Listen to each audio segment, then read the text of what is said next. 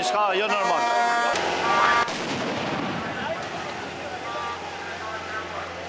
Po patjetër kjo lloj qeverie e ka marrë krimin dhe e ka si thua integruar brenda qeverisë vet. Vetëm të rikthehemi pak mbrapa në kohë, shohim sa kryetar bashkish, të cilët me ligjin e dekriminalizimit janë detyruar për të lënë postin e vet të kryetarit bashkisë, sa deputetët dhe ministra janë tashmë të dënuar dhe nuk na duhet më tepër se sa kaq prova dhe fakte për të thënë që krimi është integruar brenda Partisë Socialiste dhe po ka qeverisur.